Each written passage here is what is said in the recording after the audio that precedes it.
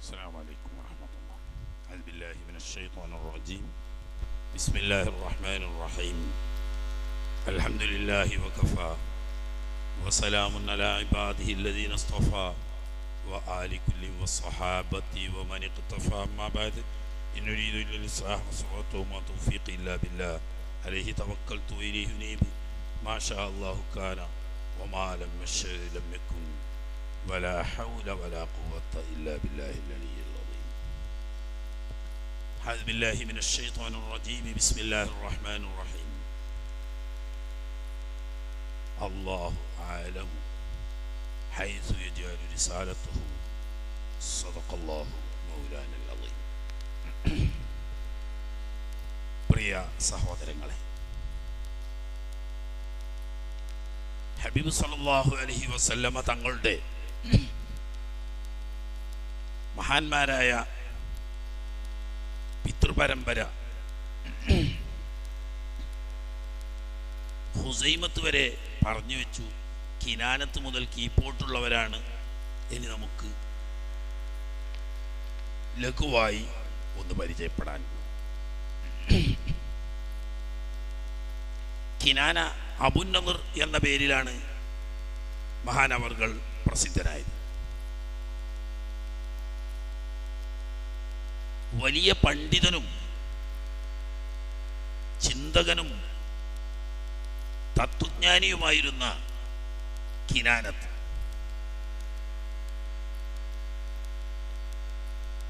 അങ്ങനെ പറയുമ്പോൾ ചിലർക്ക് ഒരു സംശയമുണ്ടോ? ജാഹിലിയ കാലാണല്ലോ. ഇസ്മായിൽ നബി അലൈഹി ഇസ്ലാമിന് ശേഷം പിന്നീട്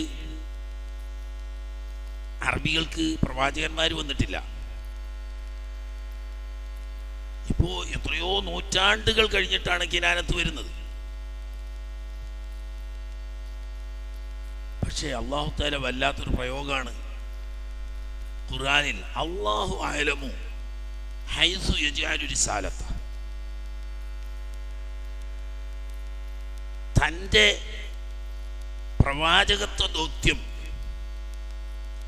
ആരിൽ സമർപ്പിക്കണം, അതിന് അനുയോജ്യമായ സ്ഥലം, കുടുംബം, വ്യക്തിത്വം, പാരമ്പര്യം, സാഹചര്യം ഏതാണെന്ന് സൃഷ്ടാവായ റബ്ബിന് നന്നായി അറിയാം. അതുകൊണ്ട് തന്നെ പ്രവാചകത്വത്തിൻ്റെ ആ ഒരു മഹത്വം ആ പാരമ്പര്യത്തിൽ മേപ്പോട്ടുകൊണ്ട് തുടർന്നു വരുന്ന സാദാത്യങ്ങളുടെ പാരമ്പര്യത്തിൽ ലോകാവസാനം വരെയുമുണ്ട്. ലോകത്ത് മറ്റൊരു കുടുംബത്തിലോ പാരമ്പര്യത്തിലോ കാണാത്ത ചില അതിമഹത്തരങ്ങളായ ഗുണവിശേഷങ്ങൾ, സ്വഭാവസിദ്ധികൾ, സ്ഥാനമഹത്വങ്ങൾ ഈ രണ്ട് ഭാഗത്തേക്കും കാണാം. അതൊന്നിച്ച് ഉൾക്കൊള്ളിച്ചു കൊണ്ട് തന്നെയാണ് അല്ലാഹു അഅലമു ഹൈസു യജ്അലു റിസാലത. ശരിയായ പരമ്പര ശുദ്ധമായ അഹ്ലു ബൈത്തിൽപ്പെട്ട ഒരു തങ്ങള് കുട്ടിയാണെങ്കിൽ മറ്റുള്ളവരിൽ നിന്നിട്ട് വേർതിരിക്കുന്ന ചില സ്വഭാവ ഗുണങ്ങൾ, വ്യക്തി മഹത്വങ്ങൾ അവരിൽ അന്തർലീനമായി കാണാം. അതാ ഹൈസു യജ്അലു റിസാലത്തുഹുവിൻ്റെ മഹത്വമാണ്. അപ്പം പ്രത്യേകിച്ച് ഈ പറയുന്ന ഉപ്പമാരൊക്കെ ഹബീബ് സല്ലല്ലാഹു അലൈഹി വസല്ലം തങ്ങളുടെ നൂറ് വഹിക്കുന്നവരാണ്. പിന്നെ പാരമ്പര്യമായി പിതാക്കളിൽ നിന്നിട്ട് കൈമാറി കിട്ടുന്ന വിജ്ഞാനങ്ങൾ ധാരാളമായി അവരിലുണ്ട്. പ്രസിദ്ധനായ ആമിറുൽ അദ്വാനി എന്ന് പറയുന്ന ഒരു അറബി ചിന്തകനുണ്ട്. ചിന്താലോകത്തെ പരിചയപ്പെടുത്തുന്ന അറബി ചിന്തകന്മാരിൽ പ്രമുഖനാണ് ആമിറുൽ അദ്വാനി. അദ്ദേഹം തൻ്റെ മകനെ വിളിച്ചുകൊണ്ട് അന്ത്യോപദേശമായി ചില വസിയത്തുകൾ പറയുന്ന കൂട്ടത്തിൽ കാണാം, യാ ബുനയ്യ ഇന്നി അദ്റക്തു കിനാനത ബിൻ ഹുസൈമ വകാന ശൈഖൻ മുസിന്നൻ അളീമൽ ഖദ്ർ വകാനത്തിൽ അറബു തഹജ്ജു ഇലൈഹി ലിഇൽമിഹി വഫദ്ലിഹി. മകനെ വിളിച്ചുകൊണ്ട് ആമിറുൽ അദ്വാനി പറയാണ്, മോനെ, മഹാനായ കിനാനത്ത് ഖുസൈമത്തിന്റെ പുത്രൻ കിനാനത്തിനെ ഞാൻ നേരിൽ കണ്ട് പരിചയപ്പെട്ട ആളാണ്. അദ്ദേഹം കാന ശൈഖൻ മുസിന്നൻ, ഒരുപാട് വയസ്സായ മനുഷ്യനാണ്. അതോടുകൂടി അളീമൽ ഖദർ, അറബി ലോകത്ത് ഉന്നതമായ സ്ഥാനം വഹിച്ചിരുന്ന വലിയ സ്ഥാനീയനായിരുന്നു.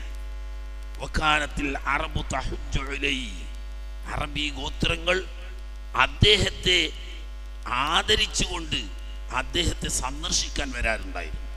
സാധാരണ ലോകത്തിൽ ഹജ്ജ എന്ന് പറഞ്ഞാൽ മുഅല്ലമായ വക്തുക്കളെ, അല്ലെങ്കിൽ മുഅല്ലമായ സ്ഥലത്തെ, അല്ലെങ്കിൽ മുഅല്ലമായ വ്യക്തിയെ ഉദ്ദേശിച്ച് വരിക എന്ന ഹജ്ജിന്റെ ഭാഷാർത്ഥം.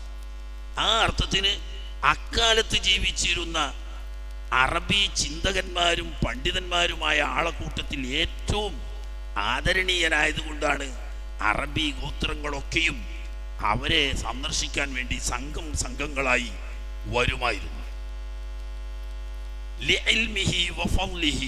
അദ്ദേഹത്തിന്റെ ധനം ആഗ്രഹിച്ചുകൊണ്ടല്ല, അത്രമാത്രം പാരമ്പര്യമായി കിട്ടിയ വിജ്ഞാന ശാഖകളും വലിയ സൽഗുണ സമ്പന്നനുമായിരുന്നു അദ്ദേഹം. എന്നിട്ട് ആമിർ പറയാണ്, ഫഖാല, ഒരിക്കൽ മഹാനായ കിനാന ഈ അറബികളോട് സംസാരിക്കുമ്പോൾ പറയാണ്, ഇന്നഹു ഖദ് ആന ഖുറൂജു നബിയ്യിൻ മിൻ മക്ക, മക്കയിൽ ഒരു പ്രവാചകൻ വരാൻ സമയമെടുത്തിരിക്കുന്നു. യുദ്ആ അഹ്മദ്, ആ പ്രവാചകൻ അഹ്മദ് എന്ന പേരിലാണ് പ്രസിദ്ധനായി അറിയപ്പെടുക. യദ്ഉ ഇലല്ലാഹ്, അല്ലാഹുവിന്റെ ത്വാഅത്തിലേക്കും അവന്റെ തൗഹീദിലേക്കും ക്ഷണിക്കുന്നവരാണ് ഈ അഹ്മദ് എന്ന നബി. വഇലൽ ബിർരി വൽ ഇഹ്സാൻ, നന്മ ചെയ്യാനും സൽഗുണങ്ങളിലേക്കും ക്ഷണിക്കുന്ന പ്രവാചകനാവുന്ന അഹ്മദ് എന്ന പേരിൽ ഒരു പ്രവാചകൻ വരാനിരിക്കുന്നു. മാത്രമല്ല മക്കാരിമിൽ അഖ്ലാഖ്, എല്ലാ സൽഗുണങ്ങളും ജനങ്ങളെ പഠിപ്പിക്കുകയും അതിലൂടെ വഴി നടത്തുകയും ചെയ്യുന്ന പ്രവാചകനാണ് വരുന്നത്. അതുകൊണ്ട് ഫത്തബിഊഹു, ഞാനന്നുണ്ടായിരിക്കില്ല, ആ പ്രവാചകൻ ആഗതനായാൽ അദ്ദേഹത്തെ നിങ്ങൾ പിന്തുടർന്നു കൊള്ളണം. എന്നാൽ തസ്ദാദു ശറഫൻ വഇസ്സൻ ഇലാ ഇസ്സിക്കും, ഇന്ന് തന്നെ നിങ്ങൾ വലിയ പ്രതാപികളും ഉത്തമന്മാരുമാണ്. ഈ ഇസ്സത്തും ഈ മഹത്വവും കൂടുതൽ കൂടുതൽ നിങ്ങൾക്ക് വർദ്ധിച്ചു കിട്ടും ആ നബിയെ നിങ്ങൾ പിന്തുടർന്നാൽ. ഇങ്ങനെ കൃത്യമായി തൗഹീദിൽ വിശ്വസിക്കുകയും വരാനിരിക്കുന്ന തൻ്റെ പാരമ്പര്യത്തിൽ വരുന്ന അന്ത്യപ്രവാചകനെ കുറിച്ച് സുവിശേഷം അറിയിക്കുകയും ആ അന്ത്യപ്രവാചകനെ പിന്തുടരാൻ പ്രചോദനവും പ്രോത്സാഹനവും നൽകുകയും ചെയ്യുന്നു മഹാനായ കിനാനത്ത്.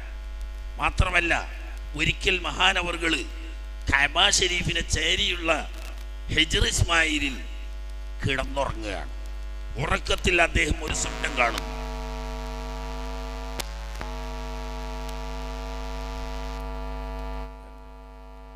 സ്വപ്നത്തിൽ ഒരാള് അള്ളാഹുവിന്റെ ഭാഗത്തു നിന്ന് വിളിച്ചു പറയുന്നതായിട്ടാണ് സ്വപ്നത്തിൽ കേൾക്കുന്നത്. ഇഖ്തർ യാ അബൻ നളർ ബൈന സഹീലി വൽ ഹദിരി വഅമാറത്തിൽ ജുദ്രി വഇസ്സി ദഹർ. 4 സംഗതികളുണ്ട്. മഹത്വത്തിന്റെ മാനദണ്ഡങ്ങളായ അക്കാലത്ത് അറബികളിൽ അറിയപ്പെട്ടിരുന്ന 4 കാര്യങ്ങൾ. ധാരാളം കുതിരകൾ ഉണ്ടാവുക. വേണോ നിങ്ങൾക്ക്? കുതിരകളെ വേണമെങ്കിൽ തിരഞ്ഞെടുക്കാം. ധാരാളം ഒട്ടകങ്ങൾ വേണോ? അത് വേണമെങ്കിൽ നിങ്ങൾക്ക് തിരഞ്ഞെടുക്കാം.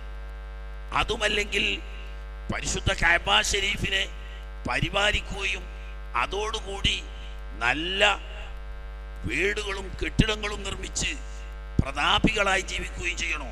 അതാവാം. അതിൻ്റെ ഒക്കെ പുറമെ നിങ്ങൾ ജീവിക്കുന്ന കാലഘട്ടത്തിൽ ലോകത്തെ മറ്റെല്ലാ കുടുംബങ്ങളെക്കാളും പാരമ്പര്യത്തെക്കാളും പ്രതാപം, ഈ 4-ൽ ഏതാണ് നിങ്ങൾക്ക് താല്പര്യമെങ്കിൽ നിങ്ങൾക്ക് തിരഞ്ഞെടുക്കാം എന്നിങ്ങനെ പറയുന്നതായി സ്വപ്നത്തിൽ കേൾക്കുക. മഹാനവകൾ പറയാൻ ഖാല കുല്ലു യാ റബ്ബ്, നാലിലേതെങ്കിലും എന്നല്ല പറയേണ്ടത്, റബ്ബേ എനിക്കത് നാലും വേണം.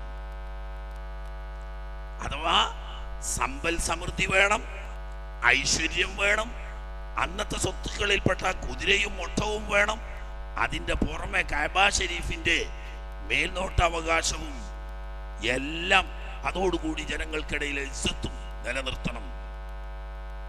അങ്ങനെ അല്ലാഹു സുബ്ഹാനഹു വ തആല അത് അനുവദിച്ചു കൊടുക്കുകയും അതിൻ്റെ ഒരു മഹത്വം അവരുടെ പിന്മുറക്കാരായ ഖുറൈശ് വംശജരിൽ അല്ലാഹു സുബ്ഹാനഹു വ തആല വിവിധ ഗോത്രങ്ങളിലൂടെയായിട്ടാണെങ്കിലും തൻ്റെ മക്കൾ പരമ്പരയിൽ അല്ലാഹു സുബ്ഹാനഹു വ തആല നിലനിർത്തുകയും ചെയ്തു. ചുരുക്കുന്നു, ഏതായാലും മഹാനായ കിനാനത്തിന് 4 മക്കളാണ് ഉണ്ടായിരുന്നത്. ഒന്ന് മൽക്കാൻ, മറ്റൊന്ന് നബി സല്ലല്ലാഹു അലൈഹി വസല്ലം തങ്ങളുടെ ഉപ്പാപ്പമാരിൽപ്പെട്ട നദർ, അടുത്തത് അംർ, മറ്റൊരാള് ആമിർ. സുഹൈൽ ബിൻ അംറൊക്കെ ഈ പറയുന്ന ആമിറിന്റെ പരമ്പരയിൽ വരുന്ന ആളാണ്. ആട്ടെ, മഹാനായ കിനാനത്ത് വഫാത്തായതിനു ശേഷം തൻ്റെ പുത്രന്മാരിൽ പ്രസിദ്ധനായ നദർ, അദ്ദേഹത്തിന്റെ യഥാർത്ഥ പേര് ഖൈസ് എന്ന, ഇവ തങ്ങളുടെ ഉപ്പമാർക്ക് പ്രത്യേകമുള്ളതായ ആ ഒരു അനിതര സാധാരണമായ വ്യക്തിത്വവും ആ പ്രത്യേക ശോഭയും ആരെയും ആകർഷിക്കുന്നതായതുകൊണ്ട് വിളിപ്പേരായി വന്നതാണ് നദർ എന്ന പേര്. സ്വർണത്തിനാണ് സാധാരണ നദർ എന്ന് പറയുക. സ്വർണം പോലെ ശോഭിക്കുന്ന മുഖമായതുകൊണ്ട് തന്നെ പേര് ഖൈസ് എന്നാണെങ്കിലും നദർ എന്ന പേരിലാണ് ചരിത്രം അദ്ദേഹത്തെ പരിചയപ്പെടുത്തി കാണുന്നത്. ഇവിടെ വലിയൊരു പ്രശ്നമുണ്ട്. അത് കുറച്ചൊക്കെ പഠിച്ച കുട്ടികൾക്കാണ് കൂടുതൽ മനസ്സിലാകുന്നത്. മഹാനായ ഹുസൈമ, കിനാനത്തിന് വാപ്പ ഹുസൈമ വഫാത്തായപ്പോൾ ജാഹിലിയ കാലത്തുണ്ടായിരുന്ന അനാചാരങ്ങളിൽപ്പെട്ട ഒരു നടപ്പാണ്. അത് ശിർക്കും കുഫറും ഒന്നും അല്ലെങ്കിലും, ശിർക്കും കുഫറും ഈ പറഞ്ഞവരിൽ ആരും ഉണ്ടായിട്ടില്ല. ഈ ഹുസൈമത്ത് വഫാത്തായപ്പോൾ അദ്ദേഹത്തിന്റെ യുവതിയായ ഒരു ഭാര്യ ഉണ്ടായിരുന്നു, ബറ എന്ന പേരിൽ അറിയപ്പെടും. അന്നത്തെ പാരമ്പര്യ പ്രകാരം വാപ്പ മരിക്കുമ്പോൾ വാപ്പയുടെ ഭാര്യമാർ, ഉമ്മയല്ല, വാപ്പയുടെ മറ്റ് ഭാര്യമാരിൽപ്പെട്ട ഭാര്യമാരുടെ അവകാശം മക്കളിൽ മൂത്ത മക്കൾക്ക്. അങ്ങനെയാണ് അതിന്റെ നടപ്പ്. അവകാശം എന്ന് പറഞ്ഞാൽ അത് വേണമെങ്കിൽ സ്വന്തം ഭാര്യയാക്കി വെക്കും, അതല്ലെങ്കിൽ തനിക്കിഷ്ടമുള്ള ആളുകൾക്ക് വിവാഹം ചെയ്തു കൊടുത്ത് മഹർ ഇവർ വാങ്ങും. അങ്ങനൊരു ദുരാചാരം ചില അറബികളിൽ നടന്നു വന്നിരുന്നു. അതനുസരിച്ച് ഹുസൈമത്ത് വഫാത്തായപ്പോ കിനാനത്ത് തൻ്റെ പിതാവിൻ്റെ യുവതിയായ ഭാര്യയാവുന്ന നേരത്തെ പറഞ്ഞ ബറത്തിനെ ഭാര്യയാക്കി. അപ്പൊ നദറിന്റെ ഉമ്മ ബറത്ത.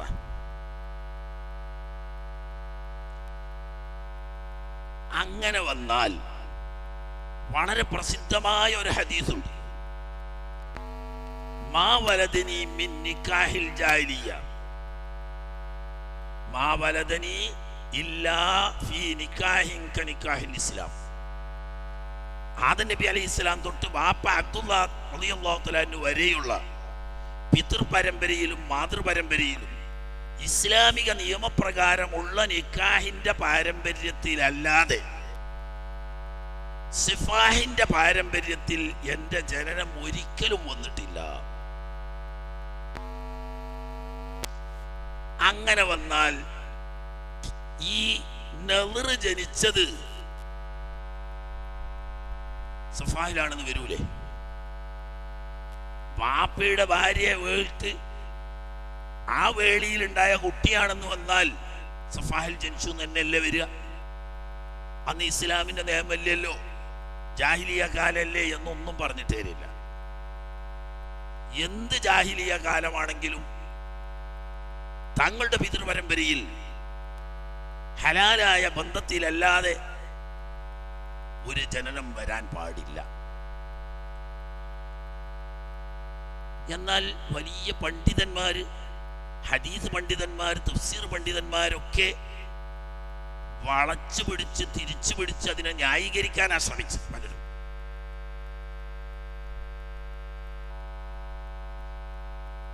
വലാ തൻകിഹു മാ നകഹ ആബാഉക്കും ഇല്ലാ മാ സലഫ എന്നുണ്ട്. അങ്ങനെയുള്ള ആയത്തില് ഇല്ലാ മാ സലഫ.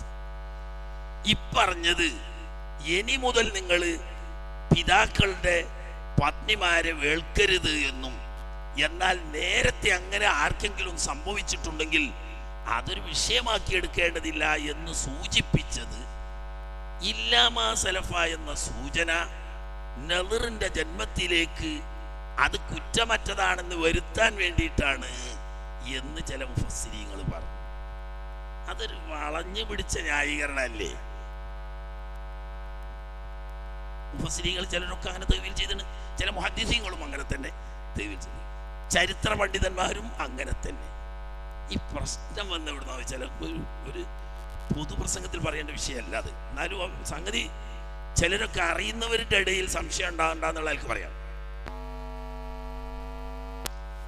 അവനാന് വേണ്ടിയിട്ട് പണ്ട് പൊന്നാനി ചീട്ടടിച്ചോല പിടിച്ചാല് ഒലക്ക നിർത്തി വെച്ചിട്ട് ആ ഒലക്ക മൂടുന്നത് വരെ നെല്ല് ചൊരിയണം, എന്നിട്ട് ആ നെല്ല് പള്ളിയൊക്കെ കൊടുക്കണം. അങ്ങനെ ഒരിക്കൽ കത്തൊലിക്കണോരൊക്കെ അവിടെ പിടിച്ചുകൊണ്ട് വന്ന് നെല്ല് ചൊരിയാൻ വേണ്ടിയിട്ട് പറഞ്ഞപ്പോൾ കാലിയാര മാനും ഉണ്ട് കൂട്ടത്തിൽ കയറുന്നു. എന്നാ ഒലക്ക ചരിച്ചിട്ട് അളിയാറ്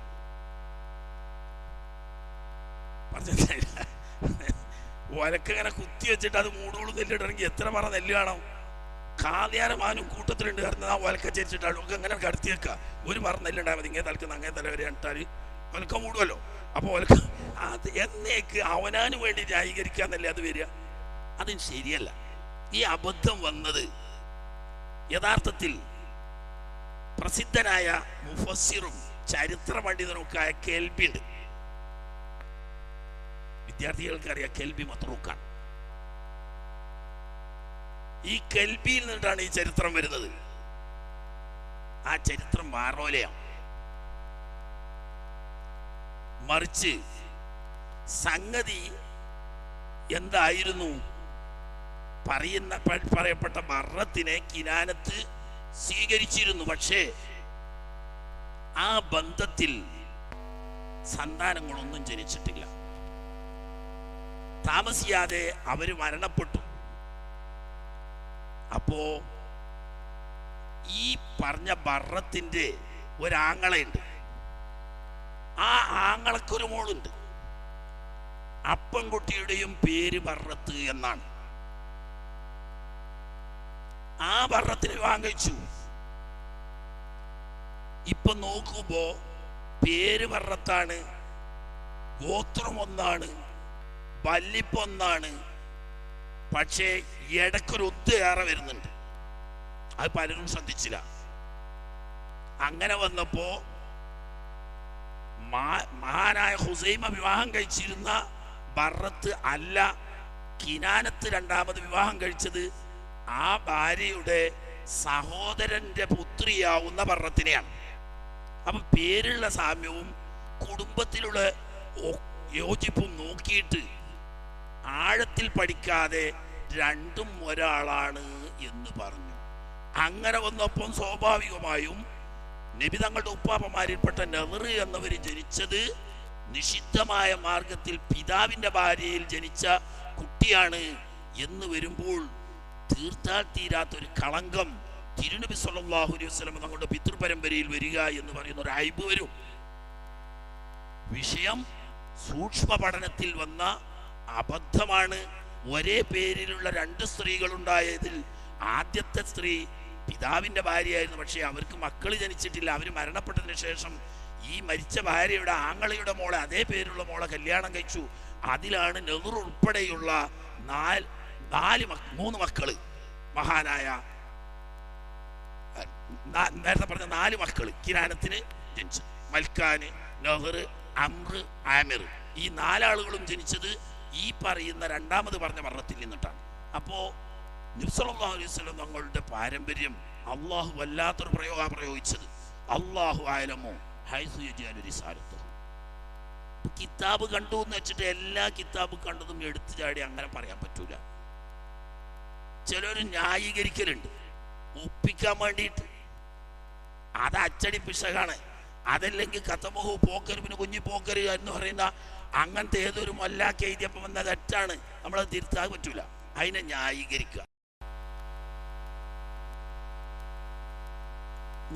നിൽക്കേണ്ട ആവശ്യമില്ല. കൃത്യമായി ചരിത്ര പഠനം നടത്തിയാൽ അള്ളാഹുവിൻ്റെ ഹബീബിൻ്റെ ഉപ്പാപ്പമാരുടെ കൂട്ടത്തിൽ മുശ്രിക്കോ കാഫറോ ജാഹിലിയ കാലത്തുണ്ടായിരുന്ന എന്തെങ്കിലും പിന്നീട് ഐബായിട്ട് പറയപ്പെടാൻ പറ്റുന്ന എന്തെങ്കിലും ഒരു കറുത്ത പാടോ വീണ ഉപ്പാപ്പമാര് ആ പാരമ്പര്യത്തിലില്ല. ഉണ്ടെങ്കിൽ അള്ളാഹു അലഹു എന്ന് പറഞ്ഞ ആയത്തിൽ സംശയം വരും. അള്ളാഹിന്റെ കലാമിൽ സംശയിക്കാൻ പറ്റില്ലെങ്കിൽ അബദ്ധം പറ്റിയത് ചരിത്രകാരന്മാർക്കാണെന്ന് മനസ്സിലാക്കിയാൽ മതി. തിരുത്തിയതും ചരിത്രകാരന്മാരാണ്. ആദ്യം ഈ വിഷയം ആധികാരികമായി പഠനം നടത്തി ഈ സത്യം വിളിച്ചു പറയുകയും കേൾവി മുഖേന വന്ന അബദ്ധം തിരുത്താൻ ശ്രമിക്കുകയും ചെയ്തത് ജാഹിലാണ്. ജാഹിലാന്ന് തന്നെ കുട്ടികൾക്ക് ഇങ്ങക്ക് തിരിഞ്ഞില്ലെങ്കിലും ജാഹില് പൂർവ്വകാലത്ത് അറിയപ്പെട്ട പ്രസിദ്ധ സാഹിത്യകാരനും ചിന്തകനും ബുദ്ധിജീവിയും ഒക്കെ ആയതോടുകൂടി അദ്ദേഹം മുഅ്തസില വിശ്വാസത്തിൽ ഒരു തലതിരിഞ്ഞ വിശ്വാസിയാണ്. പക്ഷേ അവർക്കും എന്ത് വന്നിട്ടുണ്ട്? മഹാനവറുകൾ അദ്ദേഹവും പറയുന്നു, ഹബീബ് സല്ലല്ലാഹു അലൈഹി വസല്ലം തങ്ങളുടെ ഉപ്പാപ്പമാരുടെ കൂട്ടത്തിൽ ഹറാമായ മാർഗത്തിൽ ജനിച്ച ഒരാളുണ്ടെന്ന് പറഞ്ഞാൽ ഇസ്ലാമിൽ നിന്ന് പുറത്തുപോയി കാഫറാവും എന്നാണ് ജാഹിദ് പറഞ്ഞത്. ഇസ്ലാമിൽ നിന്ന് പുറത്തുപോയി കാഫറായി പോവും. അള്ളാഹു ആലം റിസാലത്തുഹു എന്ന ആയത്തിനെ ചോദ്യം ചെയ്ത കൂട്ടത്തിലാണ് വരിക. അപ്പൊ നിങ്ങൾ കൂട്ടി നോക്കിയ, ഞാൻ പറയണില്ല, ജാഹിദ് പറഞ്ഞതാണ്, ജാഹിദിനെ ഞാൻ പിന്തുടർന്നതുമല്ല. ആ 20 ഉപ്പാപ്പന്മാര് ഒന്നെങ്കിലും മുസ്ലിമീങ്ങളുണ്ടോ? 20 കാഫിരീങ്ങൾ പേരല്ലേ നിങ്ങൾ ചൊല്ലിപ്പഠിപ്പിക്കുന്നത് പൈതല് മക്കളെ എന്ന് പറയുന്നവന്റെ കണക്ക് ഇനി ബുദ്ധിയുള്ളവർ കൂട്ടി നോക്കിയാൽ മതി. ആട്ടെ, ബറത്ത് ബിന്ത് മുർബിന് ഉദ് എന്നാണ് ഈ ഉമ്മാന്റെ പേര്. അവിടെ ഇടയ്ക്ക് എന്തുണ്ട്? ഒരു മുറ് ഏറുണ്ട്. മറ്റേ ബറത്ത് നേരെ ഉദ്ദിന്റെ മോളാണ്. അപ്പൊ ഈ ഉദ്ദിന് ബറത്ത് എന്നുള്ള പേരിൽ ഒരു മോളും മുറ് എന്ന പേരിൽ ഒരു മോനും ഉണ്ട്. ഈ മുറ് എന്ന് പറഞ്ഞ മോന്റെ മോളാണ് നെറിന്റെ ഉമ്മയായിട്ട് വന്ന ബറത്ത് എന്ന് ചുരുക്കം. ആട്ടെ,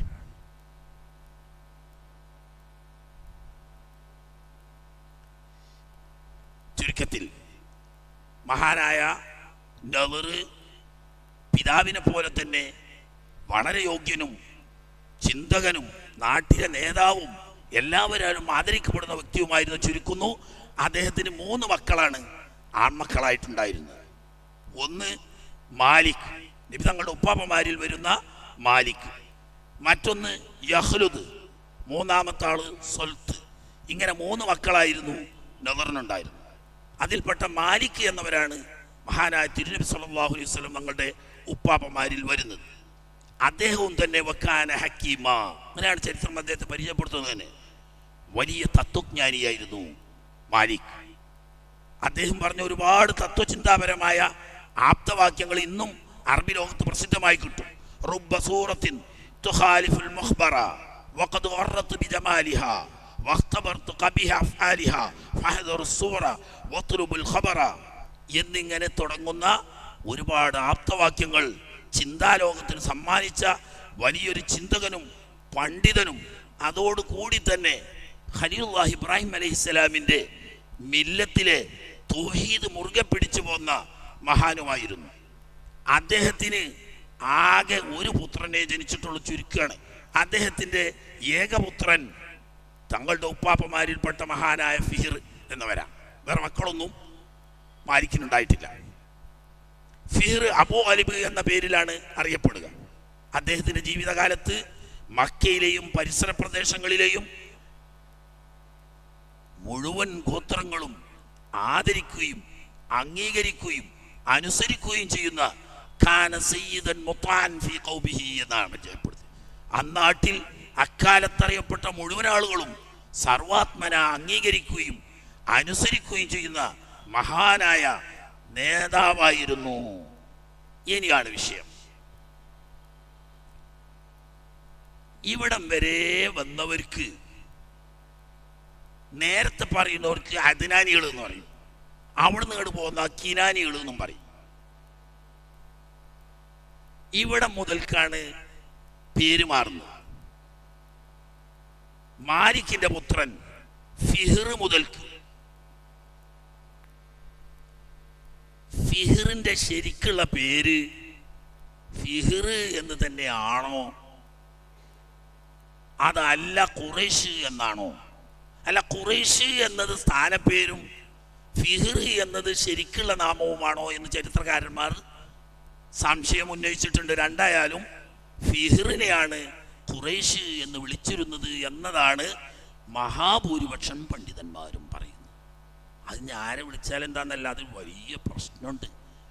ലോകത്ത് മനുഷ്യകുലത്തിൽ ജീവിച്ചിരിക്കുന്നവരിൽ ഏറ്റവും ആദരണീയർ ഖുറൈശികളാണ്. ലോകത്ത് ഒരു ഗോത്രത്തെ പരാമർശിക്കാൻ വേണ്ടിയിട്ട് ഒരു സൂറത്ത് അല്ലാഹു തആല ഇറക്കിയിട്ടുണ്ടെങ്കിൽ ഖുറൈശികളുടെ പേരിൽ മാത്രമേ ഖുർആനിൽ പൂർണ്ണമായൊരു സൂറത്തുള്ളൂ. സൂറത്ത് ഖുറൈശ് എന്ന പേരിൽ ഖുറൈശികളുടെ മഹത്വവും ബഹുമാനവും പറയുകയാണെങ്കിൽ ഒരിക്കൽ നബി സല്ലല്ലാഹു അലൈഹി വസല്ലം തങ്ങൾ പറഞ്ഞു, ഖുറൈശികളെ നിങ്ങൾ എപ്പോഴും നേതൃസ്ഥാനത്ത് നിൽക്കുകയല്ലാതെ ഖുറൈശികളുടെ നേതൃസ്ഥാനത്ത് നിങ്ങൾ വരാൻ പാടില്ല. അവരോട് നിങ്ങൾ ഉപദേശം തേടുകയല്ലാതെ നിങ്ങൾ അവരെ ഉപദേശിക്കാൻ പാടില്ല. അവരിൽ നിന്ന് നിങ്ങൾ പഠിക്കാൻ ശ്രമിക്കുകയല്ലാതെ അവരെ നിങ്ങൾ പഠിപ്പിക്കാൻ ശ്രമിക്കരുത്. തന്നെയുമല്ല, ലൗ യഅലമുൽ ഖുറൈശു മാ ലഹും ഇൻദല്ലാഹി ലബതിറൂ, ഖുറൈശികൾക്ക് മറ്റുള്ളവർക്കില്ലാത്ത മഹത്വങ്ങളും സ്ഥാനങ്ങളും യഥാർത്ഥത്തിൽ അവർ മനസ്സിലാക്കിയിരുന്നെങ്കിൽ അവർ അഹങ്കാരികളായി പോകും എന്ന് പറഞ്ഞ വളരെ പ്രധാനപ്പെട്ട അൽ അഇമ്മത്തു മിൻ ഖുറൈശ് എന്ന് മഹാനായ റസൂലുള്ളാഹി സ്വല്ലല്ലാഹു അലൈഹി വസല്ലം നമ്മുടെ പ്രസിദ്ധമായ ഹദീസ്. ഇസ്ലാമിൻ്റെ ഭരണം ഖിയാമത്ത് നാൾ വരെ കയ്യാളാൻ അർഹതപ്പെട്ട അവകാശികൾ ഖുറൈശികൾ മാത്രമാണ്. അൽ അഇമ്മത്തു മിൻ ഖുറൈശ്.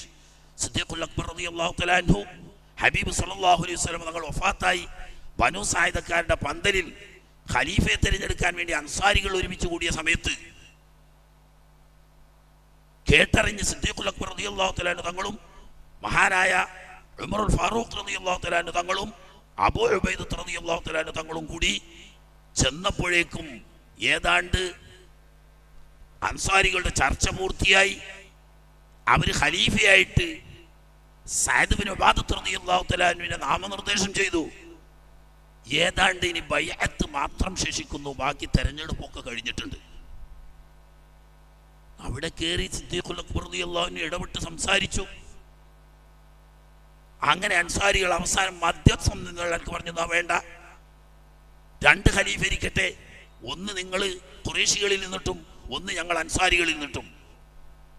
അങ്ങനെ സഭ ഇളകും എന്ന് കണ്ടപ്പോൾ സിദ്ദീഖുൽ അക്ബർ റളിയല്ലാഹു തആല അൻഹു പറഞ്ഞു, ഇന്നി സമയത്തു റസൂലുള്ളാഹി സ്വല്ലല്ലാഹു അലൈഹി വസല്ലം യഖൂൽ അൽ അഇമ്മത്തു മിൻ ഖുറൈശ്. ഇസ്ലാമിൽ ഇമാമത്ത് സ്ഥാനം വഹിക്കാൻ അഥവാ ഭരണാധികാരം വഹിക്കാൻ ഖലീഫയാവാൻ അർഹത ഖുറൈശികളിൽ മാത്രമാണ്. ഖുറൈശികളിൽ മാത്രമാണ് ഹസ്ർ ചെയ്തിട്ടാണ് പറയുന്നത്. അൽ അഇമ്മത്തു മിൻ ഖുറൈശ്, ഇമാമ സ്ഥാനം ഖുറൈശികളിൽ നിന്ന് മാത്രമാണ്.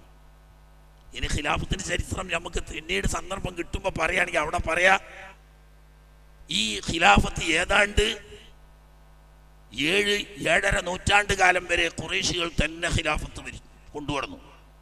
പിന്നീട് അബ്ബാസി ഖിലാഫത്ത് ലോകത്തിൽ നിന്ന് നിർമ്മാർജ്ജനം ചെയ്യപ്പെട്ട ഘട്ടത്തിൽ തുർക്കി പാരമ്പര്യത്തിൽപ്പെട്ട ഉസ്മാനിയ ഖിലാഫത്ത് എന്ന് പറയുന്നതിന് ലോകത്തുള്ള മഹാന്മാരായ അയിമ്മത്ത് ഉലമാക്കളൊക്കെ ദുശൗക്കത്ത് അധികാരി എന്നല്ലാതെ ഇമാമ് എന്നോ ഖലീഫ എന്നോ അവരെ പ്രയോഗിച്ച് കാണുന്നില്ല. അവർ അവർ മോശക്കാരായതുകൊണ്ടല്ല, നല്ല ഭരണാധികാരികൾ അബ്ബാസി ഖലീഫമാരിൽ ഉണ്ടായതിനേക്കാളും മെച്ചപ്പെട്ട, ഉമവിയ ഖലീഫമാരിൽ ഉണ്ടായതിനേക്കാളും മെച്ചപ്പെട്ട ഖലീഫമാരൊക്കെ ഉസ്മാനികളിൽ ഉണ്ടായിട്ടുണ്ട്. പക്ഷെ അവർ തുർക്കി വംശജരാ, ഖുറൈശിയല്ല, അറബിയല്ല. അതുകൊണ്ട് തന്നെ അൽ അയിമ്മത്തു മിൻ ഖുറൈശ് എന്ന തിരുനബി സല്ലല്ലാഹു അലൈഹി വസല്ലം തങ്ങളുടെ പ്രഖ്യാപനം നിലനിൽക്കുന്നത് കൊണ്ടിട്ട് യഥാർത്ഥ ഇമാമും ഖലീഫയുമായി അവരെ അംഗീകരിക്കാൻ നിവൃത്തിയില്ല. അവരെ പറ്റി അഹ്ലു ഷൗക്ക എന്നാണ് പറയാം, അധികാരി എന്ന് പറയും. അധികാരി എന്ന് പറഞ്ഞാൽ അധികാരമൊക്കെ നടക്കും, പക്ഷേ അൽ അയിമ്മത്ത് അൽ ഖുലഫാ എന്ന് പറയാൻ അവർക്ക് കഴിയില്ല. അപ്പൊ ഇത്രയും പ്രധാനപ്പെട്ട സ്ഥാനം ലോകാവസാനം വരെ ഖുറൈശി വംശത്തിലാണ് മുസ്ലിം ലോകത്തിന്റെ ഇമാമത്ത് നിലനിർത്തിയെങ്കിൽ അവർ യോഗ്യത കൊണ്ട് തന്നെയാണ്. അപ്പോ ഈ ഖുറൈശ് എന്നത് ആര് മുതൽക്ക് ഇങ്ങോട്ടാണ് വരുന്നത്? ഭൂരിപക്ഷം പണ്ഡിതന്മാർ പറയും 4 അഭിപ്രായമാണ് അവിടെ കാണാൻ. ഒന്ന്, ഹാഫിദുൽ അലായി, ഇമാം ഷാഫി റളിയല്ലാഹു തആല അൻഹു, തൊങ്ങൽ ഉൾപ്പെടെയുള്ളവർ പറയുന്നത് ഫിഹ്ർ, ഒന്നാമത്തെ കൗല് ഫിഹ്ർ മുതൽക്കാണ്. ഫിഹ്റിനാണ് ഖുറൈശി എന്ന് പറയാ, അദ്ദേഹത്തിന്റെ മക്കൾ പരമ്പരയാണ് ഖുറൈശികൾ എന്ന് പറയുന്നത് ഇമാം സുഹരി തന്നെയല്ല. ഇമാം ബൈഹഖി പറഞ്ഞത് അക്സറു അഹ്ലുൽ ഇൽമിന്റെ അഭിപ്രായക്കാരാണ്. ഫിഹ്റാണ് ഖുറൈശി എന്നതാണ് അക്സറുൽ ഉലമാഇന്റെ മദ്ഹബ് എന്നും മാത്രമല്ല ഹാഫിദുൽ അസ്ഖലാനിയും പറഞ്ഞ അക്സർ അഭിപ്രായത്തിലാണ് എന്ന്. ഇമാം സുഹരിയും അതേ അഭിപ്രായക്കാരൻ. ഹദീസ് പണ്ഡിതന്മാരിൽ താബീങ്ങളിൽ ഏറ്റവും പ്രസിദ്ധനായ ഇമാം സുഹരി ഉൾപ്പെടെയുള്ളവർ ഫിഹ്റിന്റെ മക്കൾ പരമ്പര, അതിന് മേപ്പെട്ടുള്ളവർക്ക് കിനാനികളെന്നോ അതിന്റെ മേപ്പെട്ടുള്ളവർക്ക് അദ്നാനികളെന്നോ പറയൂ, ഖുറൈശികൾ എന്ന പേരില്ല. ഇവിടെ മുതൽക്കാണ്. രണ്ടാമത്തെ അഭിപ്രായം അല്ല, ഈ ഫിഹ്റിന്റെ തൊട്ടുമേലെയുള്ള മാലിക്കിന്റെയും മേലെയുള്ള നെളിർ മുതൽക്കാണ് ഖുറൈശികളുടെ പാരമ്പര്യം വരുന്നത്. അപ്പൊ നെളിർ മുതൽക്ക് കീപ്പോട്ടുള്ളവരൊക്കെ ഖുറൈശികളാണ് എന്നാണ് രണ്ടാമത്തെ അഭിപ്രായം.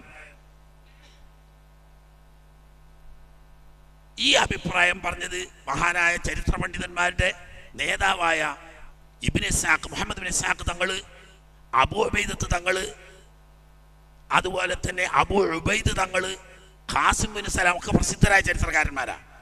ഇമാം ഷാഫി റളിയല്ലാഹു തആല അൻഹുവിനും അതാണ് അഭിപ്രായം.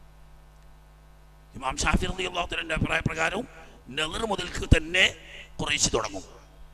മറ്റേ നെളിറും കഴിഞ്ഞ് മാലിക്കും കഴിഞ്ഞിട്ട് ഫിഹ്ർ മുതൽക്കേ ഖുറൈശി തുടങ്ങുള്ളൂ. അതിന് മേപ്പെട്ടുള്ള പാരമ്പര്യങ്ങളൊക്കെ ഖുറൈശിന് പുറത്തു വരുവതനുസരിച്ച്. മൂന്നാമത്തേത് അതിൻ്റെ മേപ്പെട്ട മൂന്നാമത്തെ കൗല് ഇല്യാസ് ബിൻ മുദർ, മുദറിന്റെ പുത്രൻ ഇല്യാസ് മുതൽക്ക് കീപ്പോട്ടൊക്കെ ഖുറൈശികളാണ്. അപ്പൊ ഇതിന് മേലെ പോകുന്നത് കീപ്പോട്ട് പറഞ്ഞൊരു കള്ളന്മാരുണ്ട്, അവരോട് പിടിക്കാനല്ല നമുക്ക്. അഞ്ചാമത്തെ കൗല് അതങ്ങനെ പറയാൻ കാരണമുണ്ട്, അത് ചരിത്രം പഠിച്ചുള്ളവരെ പറ്റി കള്ളന്മാരും തന്നെ പറയാതെ നിവർത്തിയില്ല. അഞ്ചാമത്തെ കൗല് ഖുസൈന്റെ മക്കൾ പരമ്പരയ്ക്ക് എന്ന് പറയുള്ളൂ. ഖുസൈ മുതൽക്ക് അവിടുന്ന് കീപ്പെട്ടുള്ളവർക്ക് ഖുറൈശി എന്ന് പറയുള്ളൂ. അതിന്റെ പിന്നില് ഓടുന്ന പട്ടിന്റെ ഒരു മുഴം മുമ്പിലെറിയ എന്ന് പറയുന്ന ഒരു അതിബുദ്ധി ഉണ്ടായി. അതായത് ഇത് റാഫിളിയാക്കൾ എന്ന് പറയുന്ന ഷിയാക്കളുടെ അഭിപ്രായം. അവര് കൽപ്പിച്ചൂട്ടി വെച്ച വെടിയാണ്. അവർക്ക് ചരിത്രം ഇറങ്ങിയിട്ടൊന്നുമില്ല, ചരിത്രം അവർക്ക് വേണ്ടിയിട്ട് വളച്ചൊടിച്ചതാണ് അവർ. എന്തിനാണെന്നറിയാം? റാഫിളിയാക്കളുടെ കണ്ണിലെ കരടാണ് മഹാനായ സിദ്ദീഖുൽ അക്ബർ റളിയല്ലാഹു തആല അൻഹു തങ്ങളും മഹാനായ അമീറുൽ മുഅ്മിനീൻ ഉമറുൽ ഫാറൂഖ് റളിയല്ലാഹു തആല. ആ പേര് കേട്ടാൽ ലഅനത്ത് ചെല്ലണം എന്നാണ് അവരുടെ മദ്ഹബ്. ലഅനത്ത് ചെല്ലണം. അവരെയും ഉമ്മുൽ മുഅ്മിനീൻ ആയിഷ റളിയല്ലാഹു തആല അൻഹയെയും ഉമ്മുൽ മുഅ്മിനീൻ ഹഫ്സ റളിയല്ലാഹു തആല, ഈ 4 ആളുകളെ ലഅനത്ത് ചെല്ലാത്തവരുടെ ഈമാൻ പൂർണ്ണമല്ല. ആ 4 ആളുകളെയും അവരെ പിന്തുണച്ചവരെയും അവരെ അനുകൂലിച്ചവരെയും രാവിലെ സുബഹിക്ക് ഒരാള് ലഅനത്ത് ചെല്ലിയാൽ 70,000 ദോഷം പൊറുക്കപ്പെടും, 70,000 മസനത്ത് എഴുതും, 70,000 ദർജ ഉയർത്തും എന്ന് പറയുന്നവരാണ് റാഫിളിയാക്കൾ. അതിലോട്ട് കടന്നാൽ അത് നമ്മളെ വിഷയമല്ല. ഏതായാലും വേട്ടെ. അപ്പൊ അതിന് ഇവർ രണ്ടാളും ഇമാമിയങ്ങളല്ല, യഥാർത്ഥ ഖലീഫമാരല്ല എന്ന് വരുത്തണമെങ്കിൽ അവർ ഖുറൈശികളല്ല എന്ന് വരുത്തണം. അവർ ഖുറൈശികളല്ല എന്ന് വരുത്തിയാൽ ഈ മേലെ പറഞ്ഞ 4 ഖൗലെടുത്താലും അവർ ഖുറൈശികളാവും. ഇല്യാസ് എടുത്താലും ഖുറൈശി തന്നെയാണ്, അതിൻ്റെ കീഴ്പ്പെട്ട് പറഞ്ഞ നദർ എടുത്താലും ഖുറൈശി തന്നെയാണ്, അതിൻ്റെ കീഴ്പ്പെട്ട് പറഞ്ഞ ഫീർ എടുത്താലും ഖുറൈശി തന്നെ. അതിൻ്റെ ഒക്കെ കീഴ്പ്പെട്ടാ അവർ വരുന്നത്. പക്ഷേ ഖുസൈ എടുത്താൽ പെടൂല. ഖുസൈൻ്റെ കീഴ്പ്പെട്ട് അല്ല, അതിൻ്റെ തൊട്ട് മുമ്പിലത്തെ പരമ്പരത്തിലാണ് തങ്ങളുടെ പരമ്പരയുമായിട്ട് സിദ്ദീഖ് റളിയല്ലാഹു തആല അൻഹുവിൻ്റെ പാരമ്പര്യവും ഫാറൂഖ് റളിയല്ലാഹു തആല അൻഹുവിൻ്റെ പാരമ്പര്യവും. അപ്പോൾ ഇവർ ഇമാമിയങ്ങളല്ല, ഇവർ ഖലീഫമാരല്ല, അക്രമികളാണെന്ന് വരുത്താൻ വേണ്ടി ദൂരെ വെച്ചിട്ട് എടുത്ത പണിയാണ് ഖുറൈശി എന്ന പേര് ആർക്കേ പറയുള്ളൂ, ഹുസൈനും അവിടെ കീഴ്പ്പെട്ടുള്ളവർക്കും. അത് ഷിയാക്കളുടെ കൗലായിട്ട് കണ്ടാൽ മതി, അത് നമുക്ക് ഉത്തരവാദിത്തമില്ല. ബാക്കി 3 കൗലും തർക്കമൊന്നുമില്ല. അതിൽ കൂടുതൽ പ്രബലമായത് ഫിഹ്ർ മുതൽക്കാണ് ഖുറൈശി പാരമ്പര്യം തുടങ്ങുന്നത്. സൂറത്ത് ഖുറൈശിന് എന്തൊക്കെ ബഹുമാനമുണ്ട് നമ്മൾ മനസ്സിലാക്കി. ഞാൻ വിഷയത്തിൽ നിന്ന് വ്യതിചലിച്ചാൽ പലതും അവിടെ ഇവിടെ പറഞ്ഞാൽ പിന്നെ അത് കാലം വരെ ആ 20 ഉപ്പാപ്പന്മാരെ തന്നെ പറഞ്ഞ് തീർക്കാൻ നമുക്ക് ഈ ഒരു മാസം ഉണ്ടാവും. അങ്ങനെ പറയാൻ നമുക്ക് പറ്റൂലല്ലോ. ആകെ 12 ദിവസം നമുക്ക് അനുവദിക്കപ്പെട്ടെ. പിന്നെ നിങ്ങൾക്കൊക്കെ വേണമെന്ന് തോന്നുകയാണെങ്കിൽ, സൗകര്യം കിട്ടുകയാണെങ്കിൽ പിന്നെ തുടരുന്നേ ഉള്ളൂ. അപ്പം അതിൻ്റെ ഇടയ്ക്ക് എവിടെയെത്തൂല. അപ്പം ചുരുക്കി പറയാം. എന്നാലും ഒന്ന് ഞാൻ പറഞ്ഞുതരാം. കാഫില്ലാത്ത 3 സൂറത്തുകളുണ്ട് ഖുർആനിൽ. നിങ്ങൾക്ക് അല്ലോ അറിയാം, അല്ലാത്തവർക്ക് അറിഞ്ഞോളൊന്നും അറിഞ്ഞൂടായോ ഇല്ല. നിങ്ങൾ കേട്ടണോ? കാഫില്ലാത്ത സൂറത്തുകൾ 3 പഠിച്ചോളൂ. ഏതായാലും ആരും പഠിച്ചോട്ടെ, ഇൽമു പഠിച്ചിട്ട് കുണയില്ലാതെ കേടില്ലല്ലോ. ആകെ തീരെ കാഫില്ലാത്ത 3 സൂറത്ത്. ഒന്ന് സൂറത്ത് വല്ലാസിൽ, വല്ലാസിൽ ഓതിയൊക്കെ ഉണ്ടായിരുന്നു, കാഫ് ഉണ്ടാവില്ല. പിന്നെ സൂറത്ത് ഖുറൈശ്, ഖുറൈശിലും എന്തില്ല, കാഫില്ല. പിന്നെ സൂറത്തുൽ ഫലഖ്, ഇങ്ങനെ 3 സൂറത്ത് തന്നെ ഉള്ളൂ കാഫ് തീരെ ഇല്ലാത്ത സൂറത്ത്. ഈ 3 സൂറത്തുകളുടെ ബഹുമാനത്തിൽപ്പെട്ടതാണ് രാവിലെ 3 വട്ടവും വൈകിട്ട് 3 വട്ടവും ഈ സൂറത്തുകൾ പതിവാക്കുന്നവന് ജീവിതത്തിൽ കിഫായത്ത് പൂർണ്ണമായും നിലനിൽക്കും. എത്ര എളുപ്പമാണ്, നിങ്ങളൊന്ന് ചിന്തിച്ചു നോക്കിയാണ്. 3 വല്ലസ്രി, 3 ലീലാഫി ഖുറൈശ്, 3 ഖുൽ അഊദു ബിറബ്ബിൽ ഫലഖ് രാവിലെ ഓതുക, അതുപോലെ 3 വൈകുന്നേരം ഓതുക. ഇത് പതിവാക്കിയാൽ അവൻ്റെ ജീവിതത്തിൻ്റെ എല്ലാ മേഖലയിലും അല്ലാഹു തആല അവന് കിഫായത്ത് കൊടുക്കും. അല്ലാതെ നമ്മളൊന്നും ഇപ്പോൾ ഇവിടെ പോയിട്ടല്ല, അവിടെ പോയി കൈക്കോട്ടിട്ടോ ആരെടുത്ത് പോയിട്ടോ കൈയാട്ടിയിട്ടോ അല്ല. അല്ലാഹു തആല എന്തൊരു ഇസ്സത്ത്, അൽഹംദുലില്ലാ. ഒരു നിലയ്ക്ക് എന്താണ് കടന്ന് ഇപ്പോൾ അടുത്ത കാലത്തൊന്നും എനിക്ക് എൻ്റെ ജീവിതത്തിൽ തന്നെ അറിയില്ല. ഒരു കാര്യത്തിനും എനിക്കൊരു കുഴപ്പമില്ല. ഞാൻ ആരോടോട്ട് കൈയാട്ടാൻ പോലുമില്ല, എനിക്കൊരു ബുദ്ധിമുട്ടുമില്ല. എൻ്റെ മക്കളോട് വരെ നിങ്ങളൊരു സഹായം ചെയ്യണം എന്ന് ഞാൻ ഇന്ന് വരെ പറയേണ്ട ഒരവസ്ഥ അല്ലാഹുവിന് എനിക്ക് തന്നിട്ടില്ല. അതിന് ഞാൻ പറ്റും മുതലാളിയാണെന്നല്ല പറയണത്, കാര്യത്തിനൊരു ബുദ്ധിമുട്ടില്ല, വളരെ സന്തോഷം, റാഹത്ത്, ഹാപ്പി. ഒരു വിഷയം പഠിച്ചോ എന്താ കാട്ടുക, എന്താ ഇനി പോയി ചെയ്യുക എന്നൊരു ചിന്ത ഉണ്ടായിട്ടില്ല. ഇപ്പം അടുത്ത കാലത്തൊന്നും ഉണ്ടായിട്ടില്ല. അപ്പം വേറൊന്നുമല്ല, അതിന് പൊരുത്ത് പണിയൊന്നുമില്ല. ഖുർആൻ ഓതിൻ്റെ കൂലിയും കിട്ടും. ഒരു ഹർഫ് ഓതിയാ ഒരു ഹസനത്ത് 10 ഇരട്ടി. ഈ 3 സൂറത്ത് ഓതിയാൽ എത്ര ഹർഫ് ഉണ്ടാവും, ഇതിൽ ഇത്ര ഹസനത്ത് കിട്ടും. അത് വേറെ. അതിൻ്റെ പുറമെ നെയ്യപ്പം നിന്നാ 2 കാര്യമാണ്. അള്ളാൻ്റെ കലാമാവുന്ന ഖുർആൻ ഓതി അതിനൊരു കൂലി കിട്ടും, ഏതായാലും കിട്ടും, കലാമാണ്.